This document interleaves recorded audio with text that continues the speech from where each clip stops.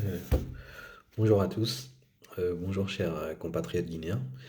C'est vrai qu'on est à la veille des élections présidentielles qui vont se tenir le 28 décembre 2025, donc, donc dans quasiment 3 semaines.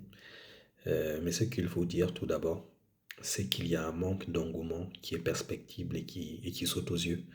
Parce que vous n'êtes pas sans savoir que lors des élections de 2010, 2015, voire même 2021, on a quand même vu pas mal de foules, notamment sur l'axe Mambeto et dans les villes, dans les localités à l'intérieur. Ce qu'il faut savoir, c'est que ni le parti au pouvoir, le CNRD, ni les candidats en ce moment n'arrivent à rassembler de foules. Les foules sont très maigres et on n'arrive pas à rassembler. Cela traduit quoi? Cela traduit un manque justement de possibilités de pouvoir rassembler et aussi peut-être un manque de représentativité des candidats aujourd'hui.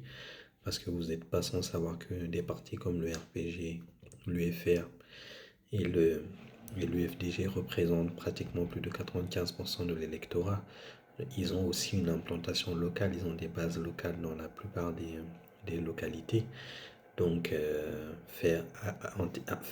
une élection sans ces principaux partis, c'est se priver d'une grande partie de l'électorat et une grande partie du vote des citoyens guinéens. Après, bien évidemment, le CNRD contrôle l'appareil d'État et peut mettre les résultats qu'il souhaite, mais là, on le voit sur le terrain qu'il y a un manque d'engouement flagrant.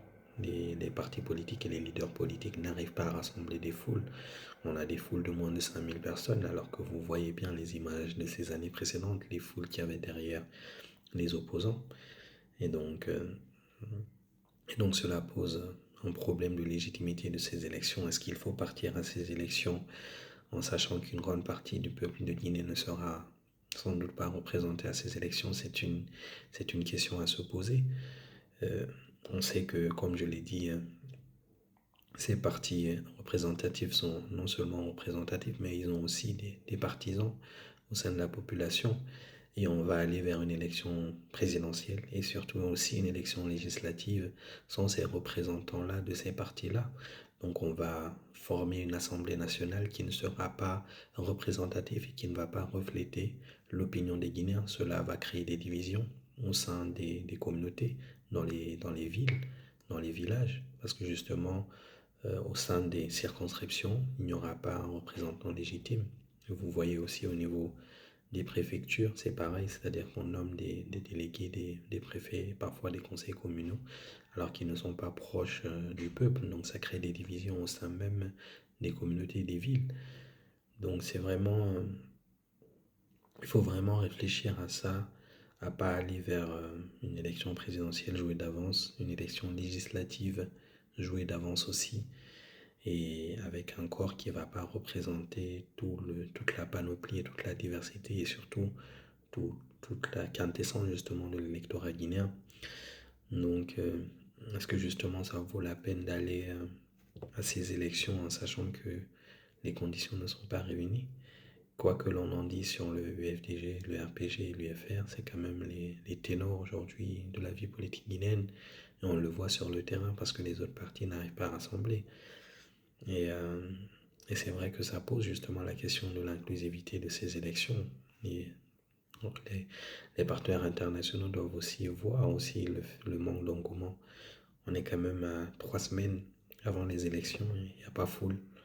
Et on dirait qu'il n'y a pas une élection, c'est une élection c'est une élection pas du tout très dynamique. Et c'est une campagne présidentielle qui ressemble à une campagne de mort, une campagne de mort d'homme.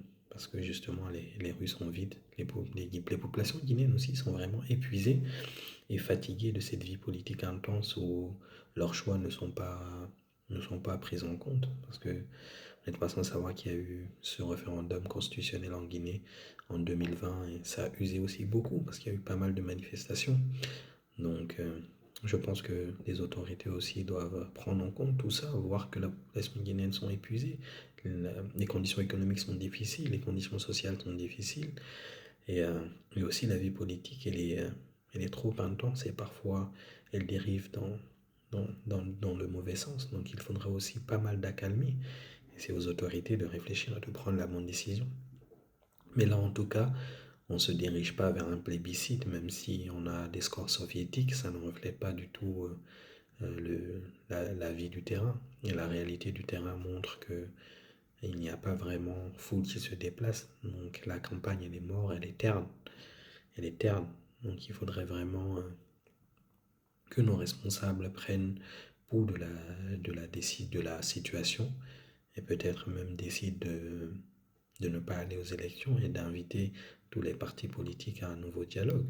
Mais là, on se dirige vraiment vers une élection qui sera sans saveur, qui sera sans goût et qui sera amère et qui ne va pas refléter le choix de l'essentiel des Guinéens et de la majorité des Guinéens. Merci.